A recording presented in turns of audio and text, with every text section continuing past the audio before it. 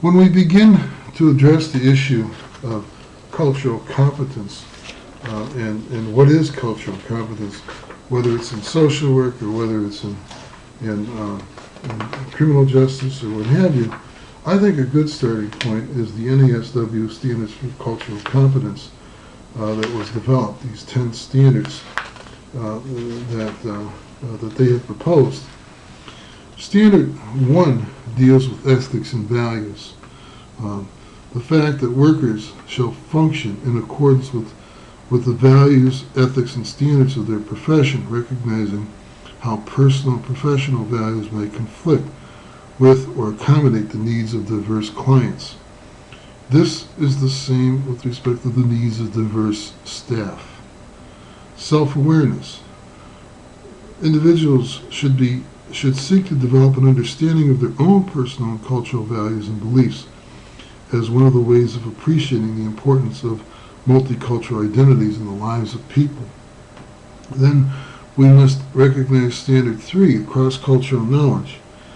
We need to have and continue to develop specialized knowledge and understanding about the history, traditions, values, the family systems, the artistic expressions of major clients that we serve, whether it's in the adult system, whether it's in the juvenile justice system, or what have you. Cross-cultural skills is very important, where you develop appropriate methodological approaches, skills, and techniques in understanding the role of culture in the helping process, in particular the helping supervisory process. Okay, not just with working with clients, but with working with staff. And your service delivery system is about having knowledge and skills in the use of services available in the community in the broader society. Just as we need to be aware of services for clients, we need to be aware and culturally sensitive to services for our staff that will meet and address their particular needs. Empowerment and advocacy is very important. Being aware of the effect of policies and programs on diverse client populations, advocating for and with clients whenever appropriate. The same principles apply in working with your staff. Recognizing Standard 7 in terms of the diverse workforce, showing support and advocacy for the recruitment, the admissions and hiring, the retention of programs that ensure diversity of staff, but also ensuring in terms of making sure that your workforce is diverse within your units. It's one of the things that I have always strived with in my agency, in making sure that we have a diverse workforce as it relates to a balance of female workers to be able to work with female clients and the availability, and not just all female workers working only with female clients, because there may be a need for a female client to have a positive male role model.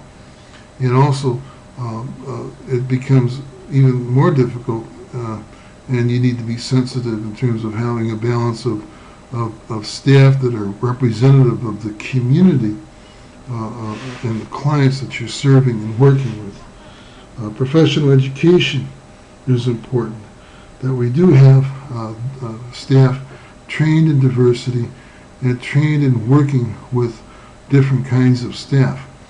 And one of the things I want to make very clearly about diversity is not just race and ethnicity, but it's diversity with respect to understanding gender, sexual orientation, social differences, ageism, what have you, in terms of the broad understanding of diversity. We should also be able to provide or seek for the provision of information, referrals, and services that are language appropriate to the client.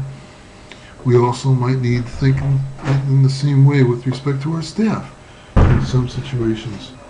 And also, cross-cultural leadership is a very, very important process as well. The emphasis of the standards that I would focus on in the lecture to follow is primarily that of the first two standards, ethics and values and self-awareness. I strongly suggest that you understand your value orientation and the value orientation of others. When we look at value orientation, we need to look at 5 key elements: our perceptions, our beliefs regarding human nature relationships, time orientation, activity orientation, and human relationships. You need to ask yourself, what is your perception of human nature or the staff person that you're working with? Do they view human nature as being good, evil, or both good and evil? You also need to ask yourself, what is your perception of human nature relationships? Do you view these relationships as being at the mercy of, in harmony with, or having mastery over nature? So where are you coming from, and where is your worker coming from with respect to these particular relationships? The next example would be time orientation. Does your worker dwell in the past by allowing traditions to influence your current activities? Or do you live in the present, concentrating on the here and now with regard to time or schedule? Or do you and or your worker look towards the future, or toward the future, believing that things will improve? This may vary culturally, it may vary individually in terms of where those individuals or your staff may be, but you also need to be consciously aware of your value orientation so that you're not superimposing it on others. Just as you would with clients, you need to be able to do the same thing with your staff. Activity orientation means being what is, being and becoming, developing the self as an integrated whole, or doing with an emphasis on betterment and achievement recognized by external standards. Where is your staff person? Where are you? Are you on the same page? Is your value orientation the same? Or are you superimposing your value orientation on that individual that you're working with? And human relationships can be expressed either individualistic, with respect to autonomous or more important than the group, linear or collateral, emphasizing family or the collective group over individualism.